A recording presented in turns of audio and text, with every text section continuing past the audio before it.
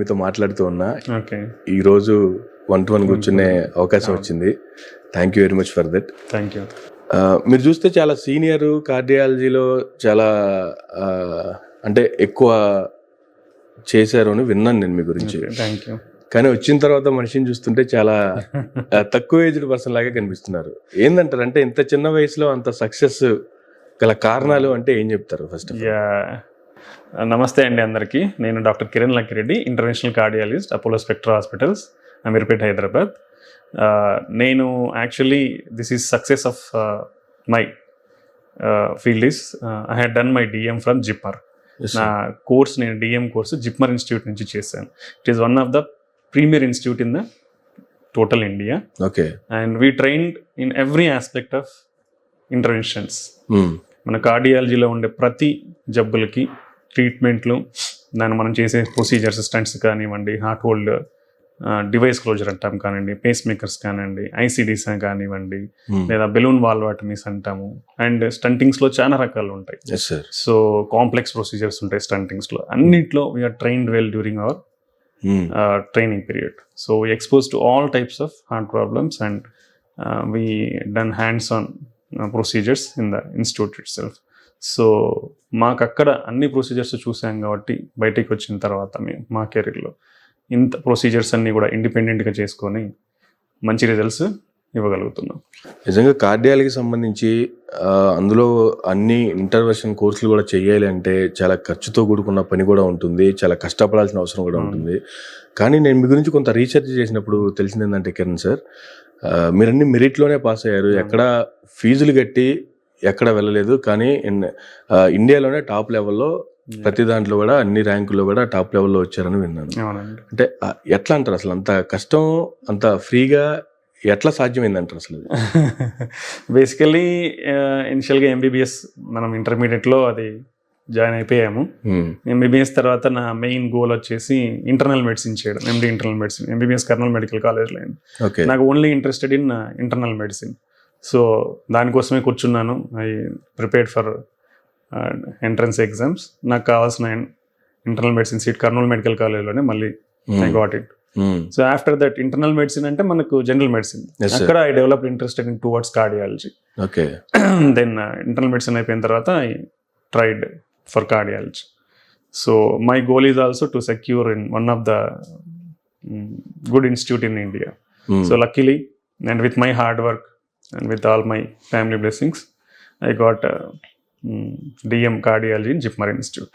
Yes sir. That changed my total career now. అంటే ఏమైనా inspiration ఏమైనా ఉందా మీకు, ఇలా ఈ సైడే వెళ్ళాలి, ఎంత నాలెడ్జ్ తెచ్చుకోవాలి, లేదంటే దీంట్లో ప్రతి దానికి సంబంధించిన ఇంటర్నేషనల్ కోర్స్ చేయాలి అనే దానికి సంబంధించి ఏమన్నా? Actually when I'm preparing for my DM, మా ఫ్యామిలీలో కూడా ఒకరు హార్ట్ అటాక్తో ఇలా చనిపోయారు. So I know the pain of that thing. So then I decided to get a good seat. So జిప్మర్లో వచ్చాను. After that I learned well. నేను అక్కడ మాకు ట్రైనింగ్లో చాలా సిన్సియర్గా అన్ని మేము నేర్చుకున్నాము. సో బయటకు వచ్చినా కూడా నా గోల్ ఏంటంటే not to lose a single life. మనకంతా ట్రైన్ అయ్యాము. సో ఆ నాలెడ్జ్ని అంతా యూటిలైజ్ చేసి till the last minute patient life save చేయడమే నా goal. Because I know the pain of that. ఒక మనిషి ప్రాణం పోతే ఒక కుటుంబం అనేది కూడా చాలా సమస్యలు వెనక్కి పడిపోతుంది. సో ఆ ఉద్దేశంతో ప్రతి ప్రాణాన్ని కూడా మేము చేసేటప్పుడు సేవ్ చేయడానికి ట్రై చేస్తాను. And I got very good success rates in that. కానీ ఈ యాంగిల్లో ఇలా సక్సెస్ అవ్వాలనుకున్న వాళ్ళు ప్రాణం యొక్క విలువ తెలుసుకొని వచ్చేటువంటి డాక్టర్స్ నిజంగా చాలా తక్కువ మంది ఉంటారు. కానీ వచ్చిన తర్వాత చదువుకున్నాము చెయ్యాలి అనే దాంతో చేసేవాళ్ళు కొంతమంది ఉంటారు, కానీ వాల్యూ తెలిసి చేసేవాళ్ళు కొంతమంది ఉంటారు. నిజంగా మీలాంటి డాక్టర్స్ని మేము ఈ రోజులో చూసుకోవడం కూడా చాలా గాడ్స్ గ్రేస్ అనుకోవాలి. కానీ ఈ రోజుల్లో చూస్తే మెడికల్ కాలేజెస్ కూడా చాలా విపరీతంగా అయిపోతున్నాయి. అంటే ఇప్పుడు మెడికల్ కాలేజీలో జాయిన్ అవుతున్నటువంటి యూత్కి మీరు ఇచ్చే సలహా అంటే ఏం చెప్తారు? నేను అందరికీ ఒకటే సలహా ఇస్తాను. మనం ఏం చేసినా ప్యాషన్. ఒకసారి ఎంబీబీఎస్ జాయిన్ అయిన తర్వాత మన passion always towards saving lives. So money will come definitely, any field. ఇదనే కదండి, ఇది కాకుండా ఇంకో ఫీల్డ్కి పోయినా మనీ అనేది వస్తుంది. బట్ ఒకసారి మనం ఎంబీబీఎస్ కోర్స్ జాయిన్ అయిన తర్వాత మన ప్యాషన్ ఒకటే, లైఫ్స్ని మనం ఎంతవరకు సేవ్ చేయగలిగితే అంత సాటిస్ఫాక్షన్ కూడా మనం పొందుతాం. సో ప్రతి ప్రాణాన్ని నిలబెట్టడంలో ఆ తృప్తి అనేది ఉంటుంది. సో అందరూ కూడా try hard work, try to learn maximum. అన్నీ అందరూ పర్ఫెక్ట్గా ఎవరు ఉండరు, బట్ మ్యాక్సిమం ఎంత నేర్చుకోవాలో అంత నేర్చుకోండి. And up to date your knowledge. మనకి ఎవ్రీ ఇయర్ చాలా క్లినికల్ ట్రయల్స్ జరుగుతూ ఉంటాయి. నాలెడ్జ్ అనేది అప్డేట్ అవుతుంటుంది మెడిసిన్లో. కొత్త ట్రీట్మెంట్స్ వస్తూ ఉంటాయి, కొత్త డ్రగ్స్ వస్తూ ఉంటాయి. ప్రతిదాన్ని మనం అప్డేట్గా ఉండాలి. బికాస్ ఆ అప్డేట్స్ అన్ని వచ్చేది పేషెంట్ బెనిఫిట్స్ కోసం వస్తాయి. కాబట్టి we should update our knowledge. I always read lot of journals. I will attend lot of conferences. I myself present in lot of conferences. So we had that zeal of మనం ఏదన్నా interesting case ఉంటే మనం present చేయగలగాలి, papers చేయగలగాలి. And మనము conferences ఉన్న ప్రతిదాన్ని maximum attend అవ్వడానికి ట్రై చేయాలి. సో ఆ కాన్ఫరెన్సెస్లో మనం నాలెడ్జ్ అక్వైర్ చేస్తాం. Journals, there are hundreds of journals in the medicine field. మనం దాని నుంచి అప్రోచెస్ ఉంటాయి. ఈ జబ్బు వస్తే ఎలా ట్రీట్ చేయాలని మారుతూ ఉంటుంది అప్రోచ్ అనేది మనకున్న నాలెడ్జ్ని బట్టి. దాన్ని అప్డేట్ అవుతూ ఉండాలి. సో ఎవ్రీథింగ్ మనం ఏమి చేసినా అవర్ ఫైనల్ రిజల్ట్ అనేది పేషెంట్ దగ్గర మంచి రిజల్ట్ తీసుకురావడానికి మనం ట్రై చేయాలి. సో ప్రజెంట్ జనరేషన్ అందరికీ ఒకటే చెప్తాను నేను, కష్టపడి చదవండి. ఉన్న క్లినికల్ మెటీరియల్ అంటే మన పేషెంట్స్ని చూడడం అనమాట ట్రైనింగ్ పీరియడ్లో. దాంట్లో ఎఫర్ట్స్ పెట్టండి నేర్చుకోనికి. అండ్ దాన్ని బయటకు వచ్చిన తర్వాత కరెక్ట్గా యూటిలైజ్ చేయండి ఇన్ సేవింగ్ పేషెంట్స్ లైఫ్స్. ఇది నేను చేశాను. టైం టు టైం అప్డేట్ అవ్వటం, వచ్చిన ప్రతి టెక్నాలజీని ఇంప్లిమెంట్ చేసుకోవటం ఒక ఎత్తు అయితే, మనం స్టూడెంట్గా ఉన్నప్పుడు మన టైంని ఏ విధంగా సేవ్ చేసుకోవాలి, ఎంత టైం ప్రిపేర్ అవ్వాలి, ఏ విధంగా ప్రిపేర్ అవ్వాలి అనేది కూడా ఒక ఇంపార్టెంట్ విషయమే. కానీ ఈ రోజులో చూసుకుంటే 2 తెలుగు రాష్ట్రాల్లో కూడా ప్రతి జిల్లాకి ఒక గవర్నమెంట్ మెడికల్ కాలేజెస్ కూడా వస్తున్నాయి. రీసెంట్గా కొన్ని కాలేజీలు కూడా చూసాము. గతంలో చూసుకున్నాం ఒకసారి ఐటీకి సంబంధించి బీటెక్, ఇంజనీరింగ్ కాలేజీలు విపరీతంగా వచ్చి పడేసినాయి. అదే యాంగిల్లో ఇప్పుడు మెడికల్ కాలేజెస్ వస్తూ ఉన్నాయి. చాలామంది మెడికల్ ఫీల్డ్ వైపు కూడా మొగ్గు చూపే అవకాశాలు కూడా ఉంటాయి. అంటే ఒక స్టూడెంట్ ఏ విధంగా తన టైంని ఫిక్స్ చేసుకోవాలంటారు? అంటే మెడిసిన్లో చాలా సబ్జెక్ట్స్ ఉంటాయండి. ప్రతి దాంట్లోనూ మనం మాస్టరీ చేయాలి, ఎందుకంటే ప్రతిదీ మనకి అర్థం అవ్వాలి. ఫస్ట్ ఇయర్లో బేసిక్స్ ఉంటాయి, సెకండ్ ఇయర్లో పెథాలజీ డిసీజ్ యొక్క బేసిక్స్ ఉంటాయి, థర్డ్ ఇయర్, ఫోర్త్ ఇయర్ నుంచి క్లినికల్స్ ఉంటాయి. సో ప్రతి దాన్ని we should analyse it well, read it well. మనం ప్రతిదాన్ని అర్థం చేసుకోవాలి. ఫస్ట్ కామన్ డిసీజెస్ ఏంటనేది తెలుసుకోవాలి, ఎందుకు వస్తాయి, దాని రీజన్స్ ఏంటి, కాజెస్ అంటాం అవి ఏంటివి, దెన్ దాని ట్రీట్మెంట్స్ ఏంటివి అనేది మనం బేసిక్ డిసీజెస్ ఫస్ట్ అనలైజ్ చేసుకొని నేర్చుకొని దెన్ తర్వాత వచ్చే నెక్స్ట్ లెవెల్ డిసీజెస్. సో ఈ విధంగా మనం బేసిక్ డిసీజెస్, కామన్ డిసీజెస్ని ఫస్ట్ మిస్ అవ్వకూడదు. రేర్ డయాగ్నోస్ చేయడం అనేది ఫస్ట్ ఉండదు. మనం బేసిక్ డిసీజ్ అన్నిటినీ ఫస్ట్ మంచి అవగాహన తెచ్చుకొని తర్వాత దాని తర్వాత వచ్చే డిసీజెస్ని మనం థింక్ చేయగలగాలి. సో కామన్ ఎలిమెంట్స్ ఏవైతే కామన్ ఎలిమెంట్స్ ఉంటాయో దానికి కరెక్ట్ ట్రీట్మెంట్స్ అనేది మనం ఫస్ట్గా తెలుసుకోవాలి. సో ప్రతి దాన్ని అదే మనం క్షుణ్ణంగా ప్రతి సబ్జెక్ట్ని నీట్గా చదువుకోవాలి. దాన్ని మనం ప్రాక్టీస్ క్లినికల్స్లో మన రౌండ్స్కి వెళ్ళినప్పుడు దాన్ని పేషెంట్ దగ్గర నేర్చుకోవాలి, దీన్ని అప్లై చేసి దాన్ని రిమెంబర్ చేసుకొని మనం ట్రీట్ చేయగలగాలి. ఇది మన స్టూడెంట్స్ చేయాల్సినవి. Thank you sir, thank you very much అండి. నిజంగా చాలా మందికి ఉపయోగపడేటువంటి మంచి సబ్జెక్ట్ ఇచ్చారు. సో ఇంకా హెల్త్ విషయానికి వస్తే, హార్ట్ అటాక్లు చాలా చూస్తూ ఉంటాము రకరకాలుగా. ఇండియా వైడ్గా చూసుకుంటే ప్రతిరోజు కొన్ని వందల సంఖ్యలోనే హార్ట్ పేషెంట్లు జాయిన్ అవుతూ ఉంటారు వివిధ రకాల యాంగిల్స్లో. కానీ రీసెంట్గా గుజరాత్లో ఒక ఫంక్షన్లో చూసాము, ఒకే రోజు ఒకే ఫంక్షన్లో ఒకే రాత్రి 10 మంది హార్ట్ అటాక్తో చనిపోవడం. అంటే అక్కడ జరిగినటువంటి పరిస్థితులు కారణం అంటారా? ఇటువంటి పరిస్థితులకి ఏ విధంగా చూడాలంట అసలు ఇలాంటి పరిస్థితులు? అంటే నేను కూడా విన్నానండి, మీరు చెప్పిన న్యూస్ చూశాను. అంటే ఇప్పుడు ఉన్న హార్ట్ అటాక్స్ అనేది సర్వసాధారణం అయిపోతున్నాయి. ఎందుకంటే ప్రపంచంలో దగ్గర 2 కోట్ల మంది హార్ట్ అటాక్తో చనిపోతూ ఉన్నారు సంవత్సరానికి. అంటే దాదాపుగా మనం రోజుకు తీసుకుంటే కొన్ని దగ్గర ఒక 1000 మంది మన టోటల్ ఇండియాలో తీసుకుంటే రోజుకి హార్ట్ అటాక్తో సఫర్ అయ్యే వాళ్ళు ఉంటారు. ఓకే, సో ఒకే ఫంక్షన్లో 10 మంది అంటే అది గ్యాదరింగ్, ఎంత పెద్ద గ్యాదరింగ్ అనేది అర్థం చేసుకోవాలి. రెండేది హార్ట్ అటాక్స్ ఇప్పుడు యంగ్స్టర్స్లో కూడా ఎక్కువ అయిపోతూ ఉన్నాయి. ఓకే, సో ఎందుకు ఇలా హార్ట్ అటాక్స్ అనేది ఎక్కువ అవుతా ఉన్నాయంటే మన ఇండియా అనేది డయాబెటీస్ క్యాపిటల్ అయిపోతా ఉంది. షుగర్ అనేది ప్రతి 5 మందిలో ఒక 3-4 ఉంటానే ఉంది. బీపీ అనేది పెరిగిపోతా ఉంది, యంగేజ్లో కూడా బీపీ వస్తూ ఉన్నది. Main sugar, BP, next cholesterol అనేది ఉంది. ఇంకోటి ఫ్యామిలీ హిస్టరీ. మన ఇంట్లో ఎవరికన్నా హార్ట్ అటాక్స్ ఉన్నాయంటే we are prone to get heart attacks at early age. Young age లో కూడా మనకు హార్ట్ అటాక్స్ వచ్చే అవకాశం ఉంటుంది. తర్వాత తీసుకుంటే smoking habits, smoking and alcohol. Nobody will ban those. People కూడా ఎన్ని యాడ్స్ ఇచ్చినా కానీ they will continue that. These are very dangerous habits, smoking and alcohol. ఇంకోటి తీసుకుంటే ఒబిసిటీ, అసలుకి ఇది విపరీతంగా పెరిగిపోతా ఉంది. ఎందుకు పెరిగిపోతా ఉంది ఒబిసిటీ అనేది? మన food habits, life style, exercise తక్కువైపోయింది, అందరిది సిట్టింగ్ జాబ్స్ అయిపోయాయి, ఎక్సర్సైజ్ తక్కువైంది, వెరీ అన్హెల్తీ ఫుడ్ హ్యాబిట్స్ అయిపోయినాయి. ఇంట్లో ఉండేది చేసుకునేది తక్కువ, బయట తినేది ఎక్కువైపోతా ఉంది, ప్రాసెస్డ్ ఫుడ్స్ తినేది ఎక్కువైపోతా ఉంది. ఓకే, ఇవన్నిటి కారణాల వల్ల ఒబెసిటీ అనేది ఎక్కువ అవుతుంది. ఒబెసిటీ ఉంటే ఏంటి, ఎందుకు డేంజరస్? ఒబెసిటీతో వచ్చేదే మనకి దాన్ని మెటబాలిక్ సిండ్రోమ్ అంటాం. అంటే దాంట్లో బీపీ వచ్చే అవకాశం ఉంటుంది. అంటే ఊబకాయం, పొట్ట చుట్టూ కొవ్వు పేరుకోవడం, అంటే పొట్ట ఊబకాయం అంటాం. సో ఇది చాలా డేంజరస్. దీనివల్ల కొలెస్ట్రాల్, బీపీ, షుగర్ అనేది వచ్చే అవకాశం ఉంటుందన్నమాట. ఈ ప్రీ డయాబెటీస్ అంటాం, ప్రీ హైపర్టెన్షన్ అంటాం, ఆర్ నిదానంగా డయాబెటీస్, హైపర్టెన్షన్ వచ్చేస్తుంది. ఓకే, అండ్ మన సెన్సెస్ కూడా ఈ మధ్యకాలంలో చూపించింది ఏంటంటే స్టడీస్, మన ట్రయల్స్, ఊబకాయంతో వచ్చే హార్ట్ అటాక్స్ అనేది 2050కి విపరీతంగా పెరిగిపోతాయి. ఓకే, సో మనం దాని మీదకి కాన్సన్ట్రేట్ చేయాలి. ఎవ్రీబడి, ప్రతి ఒక్కరు కూడా ఆహార అలవాట్లు మార్చుకోవాలి, ఎక్సర్సైజ్ అనేది కంపల్సరీ రొటీన్ చేసుకోవాలి, వెయిట్ లాస్, ఓవర్ వెయిట్ కానీ ఒబిసిటీ ఉంటే వెయిట్ తగ్గించుకోవాలి, కంపల్సరీగా ఇవి చేసుకోవాల్సినవి. దెన్ ఎయిర్ పొల్యూషన్ అనేది కూడా ఒక ఫ్యాక్టర్, న్యూయెస్ట్ రిస్క్ ఫ్యాక్టర్. దాన్ని కూడా కన్సిడరేషన్ చేసుకోవాలి సిటీస్లో కానీ, particular urban population. Next stress, any form of stress, like family stress, social stress, work stress, job stress, anything is harmful. Okay, that is also increasing risk factor nowadays. So ఇవన్నీ కారణాల వల్ల heart attacks అనేది పెరిగిపోతా ఉంది.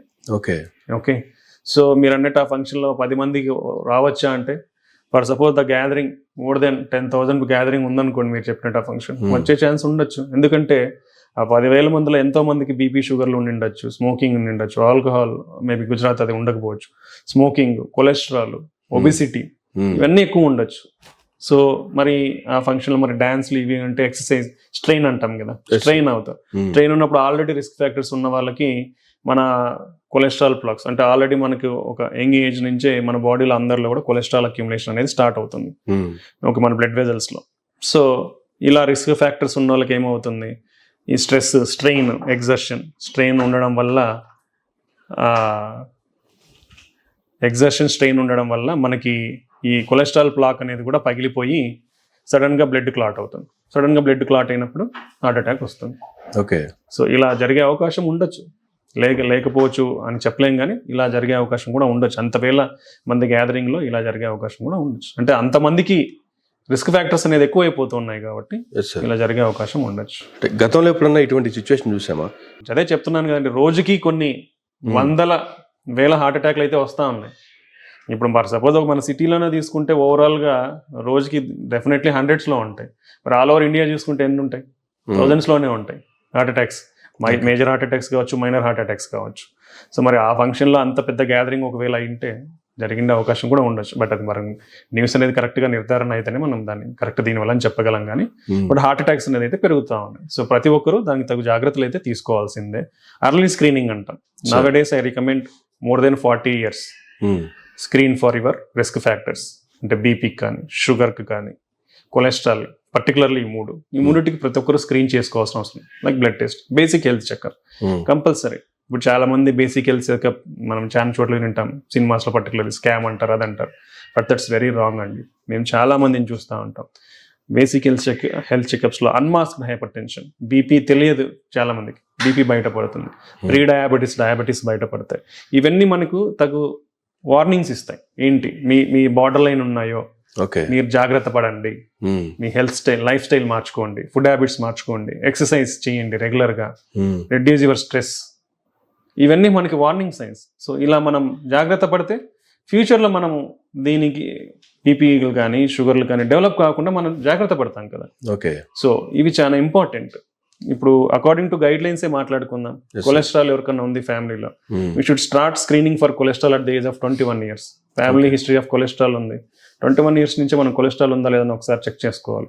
అప్పుడు లేదనుకోండి మళ్ళీ 5 years తర్వాత మళ్ళీ చెక్ చేసుకోవచ్చు. సో ఇలా స్క్రీనింగ్ ప్రోగ్రామ్స్ ఆర్ ఇంపార్టెంట్.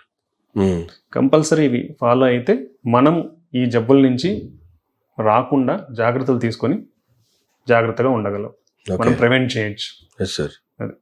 అంటే జనరల్గా సామాన్యుల్లో చాలా మందికి ఉన్నటువంటి అపోహలు కూడా చూసుకుంటే సార్, అంటే అందరు లైఫ్ స్టైల్ అంటూ ఉంటారు, లేదా జీవన విధానం అంటారు. అసలు జీవన విధానం ఎలా ఉండాలి అంటే ఏం చెప్తారు? ఇప్పుడు మీరు ఫర్ సపోజ్ ప్రీవియస్గా చూసుకున్నాము, ఎలా ఉండేది, ప్రతి ఒక్కరూ ఫిజికల్ యాక్టివిటీ అనేది ఉండేది. అవును. When the urbanization is increasing, that physical activity is going down. స్కూల్సే చూడండి, ఇప్పుడు ఎంత స్కూళ్ళల్లో ఎంత టైం కేటాయిస్తారు స్పోర్ట్స్.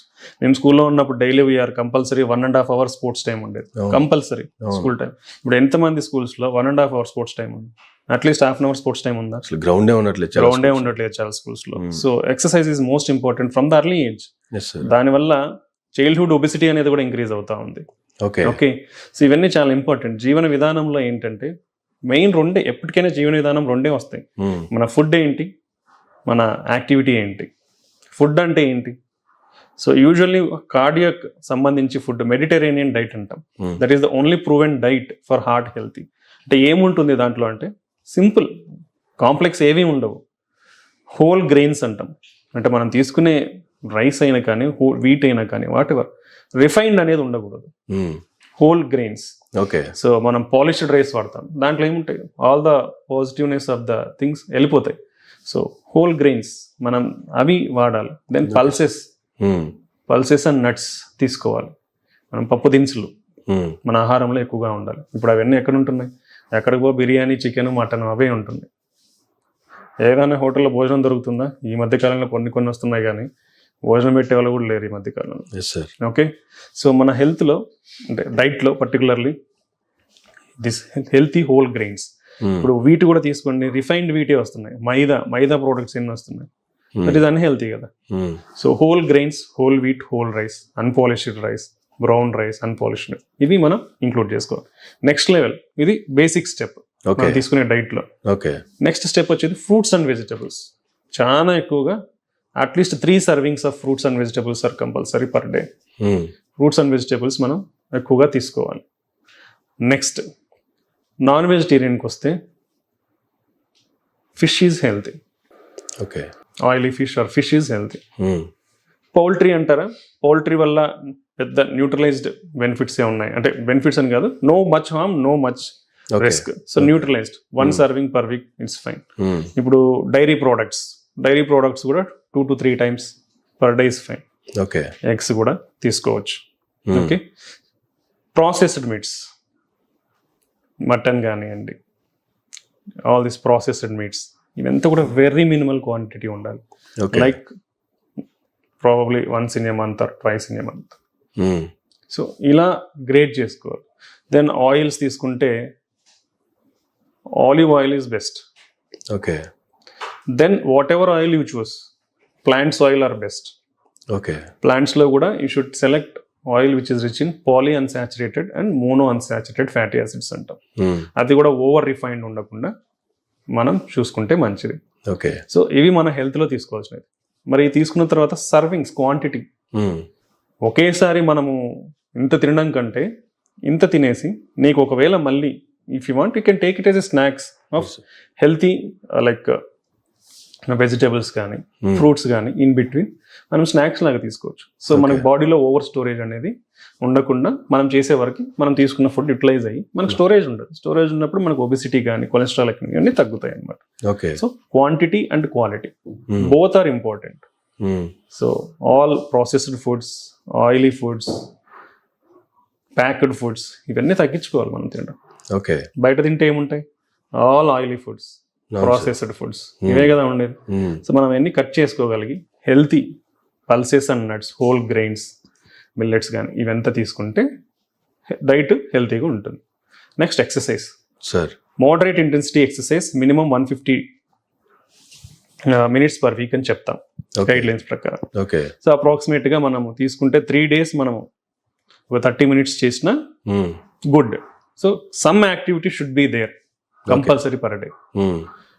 మోడరేట్ ఇంటెన్సిటీ ఎక్సర్సైజ్ అంటే బ్రిస్క్ వాకింగ్ కానీ, ట్రెడ్మిల్, లేదంటే జాగింగ్, ఇవ సైక్లింగ్, స్విమ్మింగ్ ఇవి చేసుకోవచ్చు.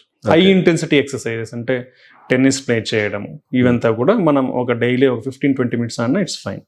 So compulsory there should be exercise in our daily routine. That is most important. నేను నడుస్తానే ఉంటాను సార్, చాలా ఎక్సర్సైజ్ అంటే ఆ నడకలో ఎన్ని స్టెప్స్ అనేది చూసుకుంటే 8,000 to 10,000 steps is healthy per day. Okay, తక్కువ అయితే అన్హెల్తీనా అంటే తక్కువ అయినా హెల్తీనే. Some activity should be there. Okay. So even step count ఒకవేళ తీసుకున్నా కానీ మన స్టడీస్ చూపించింది అంటే 8 to 10,000 steps per day is very beneficial. Okay. So ఇవి మనం తీసుకోవాల్సిన main healthy lifestyle modification. And weight maintenance is important. BMI, మన వెయిట్ అంటే బిఎంఐ క్యాలిక్యులేట్ చేసుకోవాలి. You should not be overweight or obese. మన బిఎంఐని కరెక్ట్గా maintain చేసుకోగలిగితే then we are fit. Healthy diet, regular exercise, maintaining our BMI, all 3 will help in. ఈ 3 maintain చేయగలిగితే మన రిస్క్ ఫ్యాక్టర్స్ని కూడా మనం రాకుండా కాపాడుకోగలం. ఫ్యూచర్ హార్ట్ ప్రాబ్లమ్స్ కూడా రాకుండా మనం కాపాడుకోవాలి. And 4th one, avoidance from the bad habits. Yes sir. Smoking and alcohol దూరంగా ఉండడము, సబ్స్టెన్స్ అబ్యూస్, ఈవెన్ డ్రగ్స్ కానీ ఇట్లాంటివన్నీ దూరంగా. ఓకే, అంతే కదా. మనం ఈ 4 మాట్లాడుకుంటే మనం హెల్తీగా ఉన్నట్లే. ఈ రోజుల్లో ప్రపంచం అంతా ఈ 4 వెంట పరిగెడతా ఉంది కదా. అంతే ఉంది, అదే మారాలి. మన డైట్ ఎంతసేపు బయటే ఉంటా ఉంది, ఇంట్లో ఉండట్లేదు. So shift to home based foods, healthy diet, do regular exercise, morning నుంచి నైట్ వరకు job. Where we are going first is అంటే మనమే కదా ప్రాధాన్యత. మనకు ప్రాధాన్యత అంటే మనం హెల్తీగా ఉండడం. సో మన కోసం మనం టైం స్పెండ్ చేసుకోవాలి. So we should at least half an hour exercise per day. That is most important. ఇవి మెయింటైన్ చేయగలిగితే మనం మన షుగర్ నుంచి కానీ, బీపీ నుంచి కానీ, ఫ్యూచర్ హార్ట్ ప్రాబ్లమ్స్ నుంచి కానీ మనం కొంచెం దూరంగా ఉండగలిగే అవకాశం మనం ఉంటుంది. ఓకే. అది.